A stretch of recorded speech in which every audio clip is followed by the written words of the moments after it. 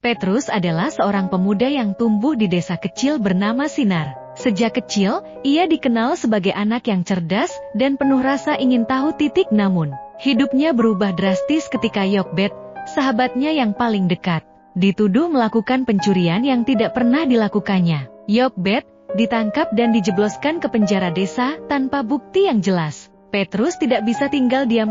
Ia merasa ada yang tidak beres dengan tuduhan tersebut. Dengan tekad yang membara, ia memutuskan untuk mencari keadilan bagi Yokbed. Dalam pencariannya, Petrus bertemu dengan berbagai karakter yang membentuk perjalanan hidupnya. Pertama, ia bertemu dengan Nara, seorang gadis cerdas dan pemberani yang tinggal di desa sebelah. Nara memiliki kemampuan untuk membaca situasi dan memahami orang-orang di sekitarnya. Dia percaya pada keadilan dan bersedia membantu Petrus.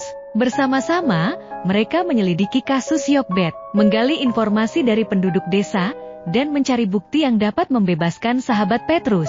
Mereka menemukan bahwa tuduhan terhadap Yokbed berasal dari seorang pengusaha kaya bernama Damar, yang merasa terancam oleh keberadaan Yokbed yang jujur. Damar berusaha menyingkirkan Yokbed agar tidak ada yang menghalangi rencananya untuk menguasai desa. Petrus dan Nara harus menghadapi berbagai rintangan, termasuk ancaman dari Damar dan para pengikutnya. Dengan keberanian dan kecerdikan, Petrus dan Nara berhasil mengumpulkan bukti yang menunjukkan bahwa Yokbed adalah korban dari kebohongan. Mereka mengorganisir sebuah pertemuan di alun-alun desa, di mana mereka memperlihatkan bukti-bukti tersebut kepada penduduk desa. Suasana tegang, namun harapan mulai muncul di wajah-wajah warga desa. Ketika bukti-bukti ditunjukkan, Damar panik dan mencoba melarikan diri. Namun, Petrus dan Nara tidak membiarkannya pergi. Mereka berhasil menangkap Damar dan membawanya ke depan para warga. Dengan keberanian yang luar biasa, Petrus berbicara tentang pentingnya keadilan dan kebenaran, dan bagaimana kebohongan dapat menghancurkan kehidupan seseorang.